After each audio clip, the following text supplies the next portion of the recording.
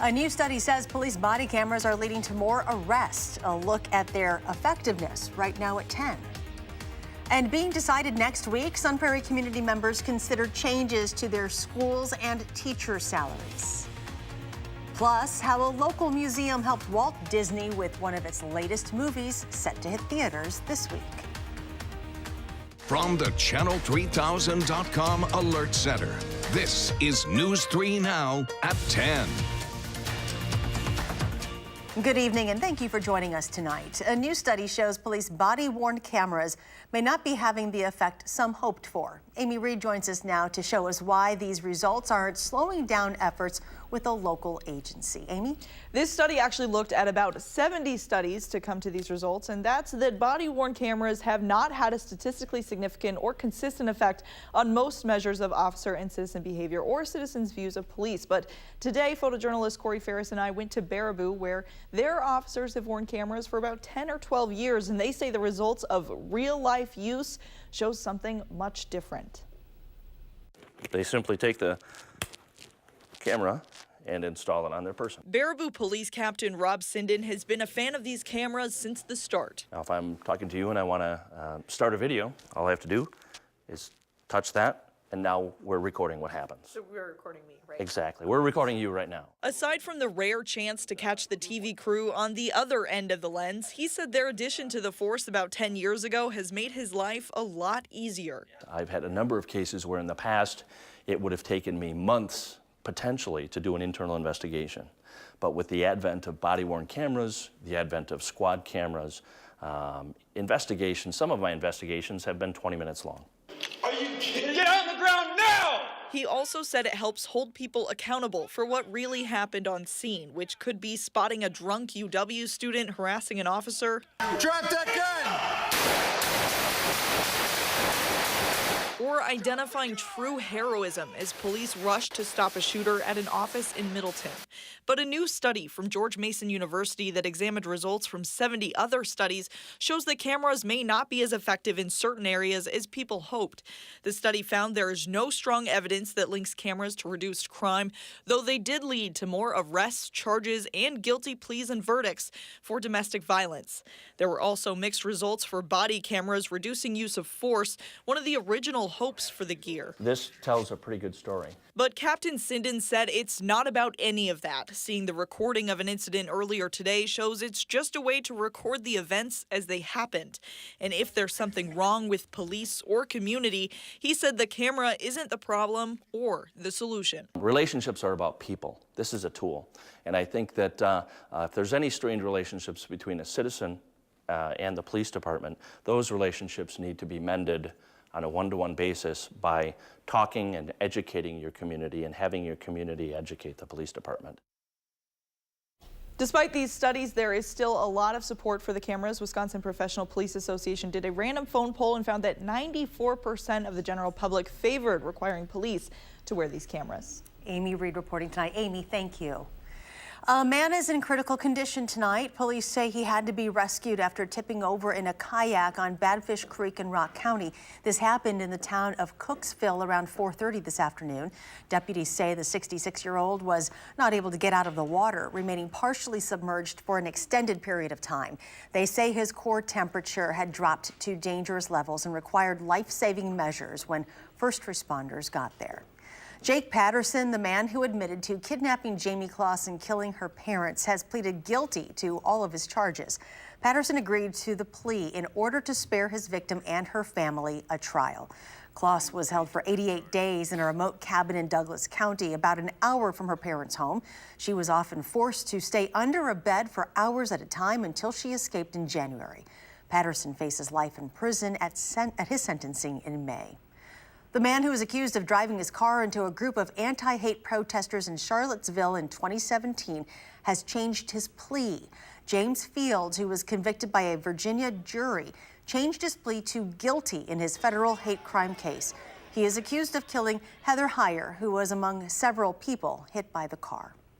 A Wisconsin appeals court has sided with Republicans and reinstated laws passed during a lame duck session. The laws weaken the powers of the Democratic Governor Tony Evers and Attorney General Josh Kaul. The appeals court put on hold a ruling made last week which struck down the laws as unconstitutional. This means while the legal fight continues, the lame duck laws will remain in place. The state of Wisconsin did not meet the damage threshold to apply for federal assistance following the flooding caused by the spring melt. According to a release from Columbia County, most rivers are receding, but some remain high, including the Fox River. Governor Evers did declare a state of emergency, so state assistance will be available. Well, we heard a couple of rumbles of thunder tonight. Here's Chief Meteorologist Gary Canalti with our first alert forecast. Gary? You know, Charlotte, I'll tell you, if you were outside after the little thunderstorm went through, not only do you see the lightning, but it just smelled like spring out there with that fresh rain that fell in a number of locations from Madison on southward. You can see on Weather Track that little batch of showers and thunderstorms developing right near the Mississippi River and then scooting eastward across southern Wisconsin. All the lightning now is south of the Wisconsin-Illinois state line. Most of the showers are exiting the state into Lake Michigan, so our excitement for the night is over. Last night, low temperature stayed above freezing at 34. Our high temperature today in Madison, just shy of 60 at 59, but many locations did hit the 60-degree mark, including Milwaukee. They were at 61. La Crosse soared to 67, and Boscobel topped out at 66 degrees. Current temperatures are still very mild. They're in the upper 40s to the lower 50s here in Madison. We're at 51 degrees. Temperatures mid to upper 50s out to our west. By tomorrow morning, look for temperatures to start out in the middle to upper 40s with mostly cloudy skies. Just an outside chance of another shower popping up at some point overnight. Tomorrow will be variably cloudy and mild as well with a high temperature of 56 degrees. That's your News 3 Now First Alert forecast. Thank you, Gary. A drop in enrollment could lead to changes in the school district of Janesville. In January, enrollment dropped below 10,000 students for the first time since 2004. On Tuesday, the school board introduced a plan to restructure teachers within the district, which could lead to teachers moving schools or being let go. The district says they want to keep things as normal as possible. Parents say the changes are hard for them and their students. It's a big concern for us. You know, we want our kids to have every opportunity to excel and do well and have a lot of different opportunities available to them, and those are starting to really go down. The district says it is too early to tell what any concrete changes might look like at the moment. If passed, a Sun Prairie referendum could lead to raises for the district's 800 teachers. Sun Prairie voters will decide Tuesday if they want a new high school. They'll also be asked whether the district should dedicate $5 million to increasing teacher pay. The superintendent says the district is growing rapidly, and because of state revenue caps, there isn't extra money to increase compensation for teachers. If approved, the owner of a $250,000 home would pay $320 more a year in property taxes. Those against the referendum have called it too costly. McDonald's will no longer lobby against minimum wage hikes. The fast food chain made the announcement in a letter to the National Restaurant Association today. But McDonald's also said that any wage increases should be phased in. Companies nationwide have been raising pay to hire and retain employees amid low unemployment. But in Mickey D's case, the restaurant has also been the target of wage increase activists. Boeing is making changes to the 737 MAX airplane. The company announced an overhaul to the aircraft software system today. A technical fault with the plane's maneuvering system is thought to be the reason behind a pair of deadly crashes within the last 6 months. Each 737 MAX plane will need to have its software updated, which takes about an hour, and pilots will complete more computer-based training to help them understand the upgrades. Families and allies of Special Olympics are concerned after Education Secretary Betsy DeVos proposed pulling federal funding from the organization in her latest budget. If approved, $18 million in funding would be cut from Special Olympics events and programs in schools across the country. Special Olympics provides a chance for athletes and their families to meet more of their peers and make lifelong friendships. The participants themselves would be negatively impacted. They would have a lot less opportunity. The families would be negatively impacted because they lose a lot of that community and help and support system that they get through Special Olympics. In a statement to News 3 Now, Special Olympics says they will work to educate lawmakers about why it is critical to protect and increase access to their services for people with intellectual disabilities. The proposed budget keeps the same level of funding for core special education programs outside of Special Olympics. Circus World Museum in Baraboo says it helped play a role in the new Dumbo movie opening in theaters this week.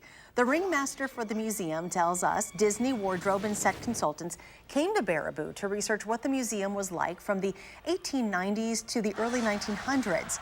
He says this isn't the first time the Baraboo Museum and Disney connected. When Disneyland first opened, they actually purchased multiple wagons from the museum to put in the park. Still ahead tonight, for the first time in more than 20 years, the FDA is proposing changes to mammogram standards. Plus, heading to Nebraska, a local farmer begins his mission helping those impacted by devastating floods.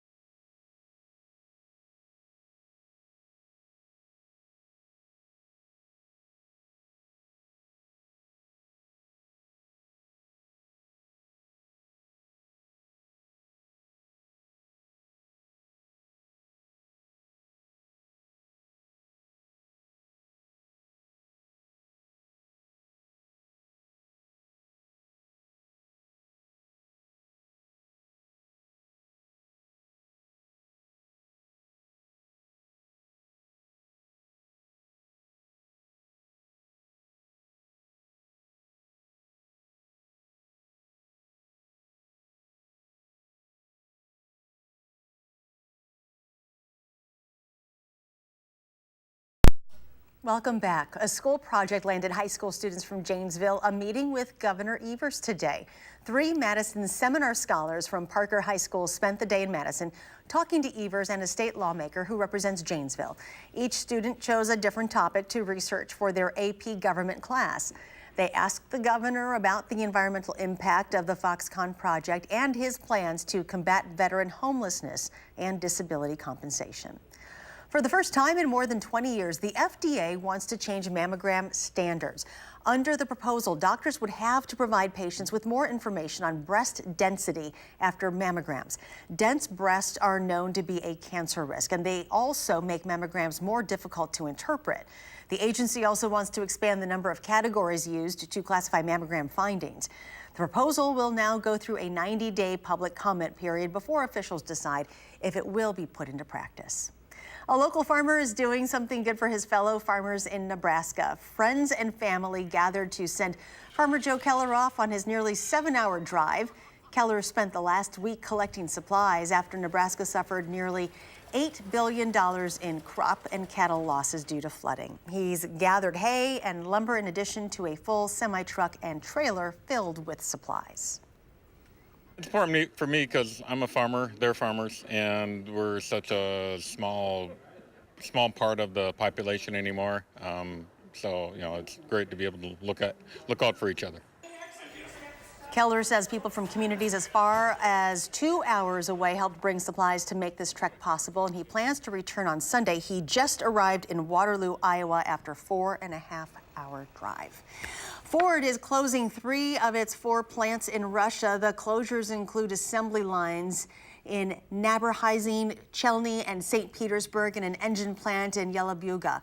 It's unclear how many jobs will be affected. Ford announced last year that it was restructuring in order to generate new products such as electric and self-driving vehicles. Rideshare giant Lyft is going public Friday. Lyft will offer 2 kinds of shares, one where each share has 1 vote, and another for insiders where each share has 20 votes, allowing certain people to keep control over the company. Lyft isn't the first company to do this. Groups like Groupon, Facebook, LinkedIn, and Google offered extra votes when they went public. So there hasn't been a grand prize winner since December. Get your Powerball tickets out. The jackpot up for grabs tonight, $750 million, which is the 4th largest in U.S. lottery history and the 3rd largest Powerball jackpot. Those winning numbers are right there on your screen: 16, 20, 37, 44, 62, with a Powerball of 12. The lump sum payout would be about $465 million before taxes. I'd pay for a nice Doppler radar or 2. You could do a lot of good Sure. with that money, that's for sure. Yeah, well, we're doing a lot of good by keeping the rain to a minimum. We did have a couple of thunderstorms roll through tonight. A little excitement. That was nice. You know, having a couple of flashes of lightning and a couple of big booms of thunder, but it smelled like spring out there. I agree with you. That was the thing. You know, you could smell that nitrogen in the air and that fresh rain. But as we take a look at the time lapse from the Queen Bee Radio Skycam, you can see this morning there were some clouds. Then they had sunshine for much of the day, allowing temperatures to climb into the middle 60s. And then late in the afternoon, those clouds started to thicken up again. Most of the showers and thunderstorms actually moved north of Platteville. The snow depth, well, you can see that's continuing to diminish. Still a little snow on the ground in far northern Wisconsin, the UP of Michigan, and about the northern third of Minnesota now, but that's diminishing pretty rapidly as temperatures were in the 50s again today through much of that area.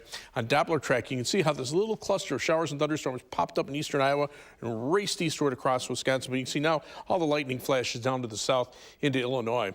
We're looking forward to the next weather system, which will be from late Friday into Friday night and Saturday. We've been watching this to see if there is a threat for any heavy rain. There will be some not too far away. The U.S. GFS computer model showing perhaps as much as 2 inches across parts of northern Illinois, but we're just on the northern fringes of the storm, and those models have been really cutting back on the precipitation amounts. Just a couple 1/100ths of an inch of rain from Madison southward, maybe no rain to the north of Madison.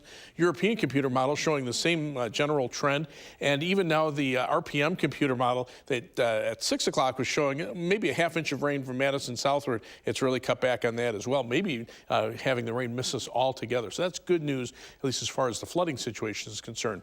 Live view from the Edgewater Skycam, downtown Madison. Skies are cloudy. The lightning is gone now. High today, 59 degrees, the low 34, well above the normals of 48 and 29. And right now, our temperature is still at a mild 51 degrees with mostly cloudy skies. Winds are out of the south at 11 miles per hour. Not as strong as they were earlier today. The humidity at 66%. As we check out temperatures, you can see they're in the 50s here. It is a little colder to the north and west. There's actually a couple of cold fronts. The first one really not having much of an effect on temperatures, but the second one will cool us off a little more as we head toward the weekend. Upper level winds are still from west to east, but eventually, as this weather system moves eastward, it'll start to tug down a little bit of cold air on the backside, and it will be a chilly weekend once the storm system passes by to the south. Here are the 2 cold fronts I was talking about. You can see the difference in temperatures. High temperatures today generally in the 50s, 60s, and even 70s to our south and west. But notice now to the north and west, those temperatures dropping off behind the second cold front back into the 30s. Overnight, look for a low temperature of 46 degrees, just an outside chance another shower could pop up at some point. Tomorrow should be dry, variable cloudiness with a high temperature of 56. On future track, notice those winds shifting around to the northwest by early tomorrow morning as temperatures drop into the mid-40s. Highs tomorrow, mid-50s with a mix of sun and clouds. Tomorrow night, temperatures dropping into the lower 30s, so a little colder. Then thicker clouds arrive on Friday with a chance of showers in the afternoon. Most of that may stay now to the south. High temperatures in the lower 50s. As we look at the rainfall amounts, the latest computer model forecast only gets southeastern Wisconsin a little bit of rain. And as we look at the 7 to 10 day forecast, those temperatures, you can see a little cooler for the weekend, but warm up again for the middle part of next week. Another chance of showers from late Wednesday into Thursday, but that's actually a pretty good looking spring forecast as we head into April. That's not bad at all. No, I'm not going to complain. Okay, thank you. You're welcome. Opening day is finally here. The Brewers and Cardinals are ready to begin the 2019 season. The story coming up in sports.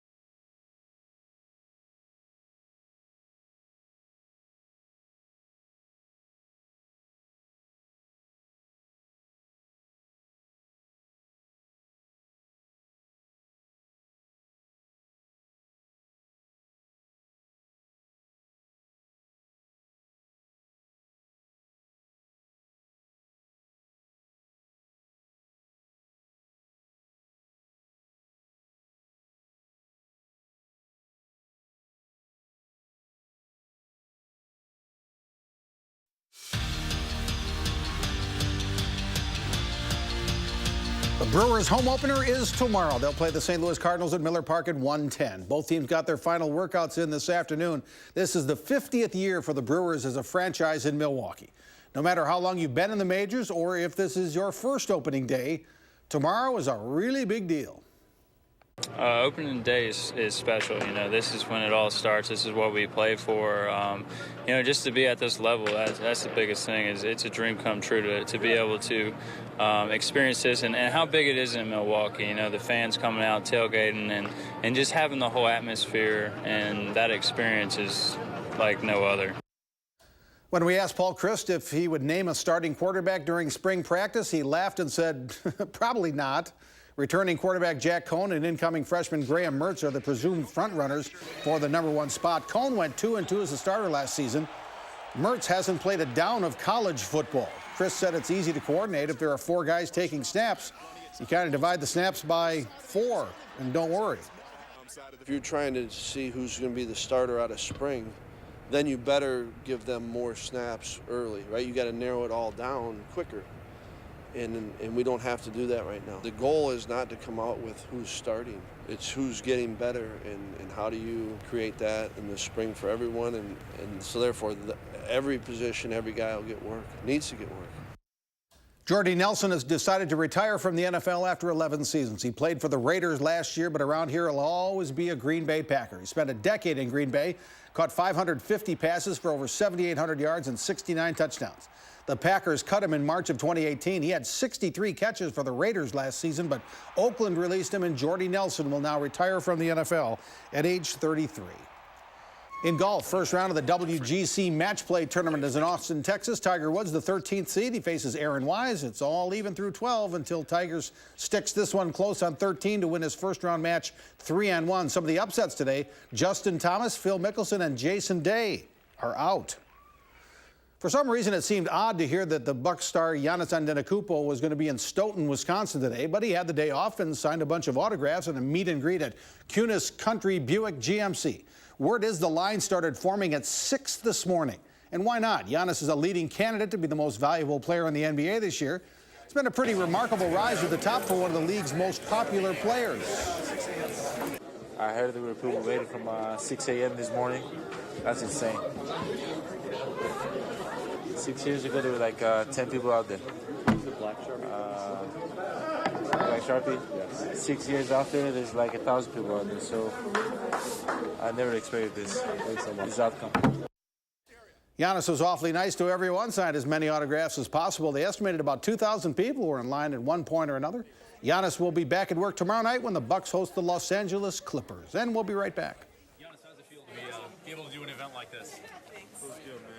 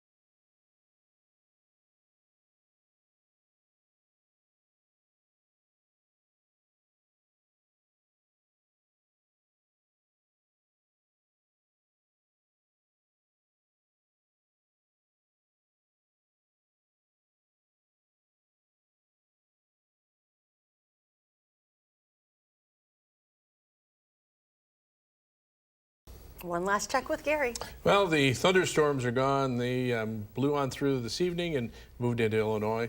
You can see just a few light showers far southeastern Wisconsin around Kenosha. Those are moving away. Temperatures right now still pretty mild in the low to mid 50s in many locations. Tomorrow look for a high of 56.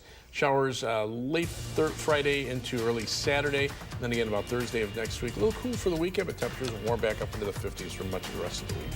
Thank you, Gary, and thank you for joining us tonight. Do something good, and we'll see you back here tomorrow.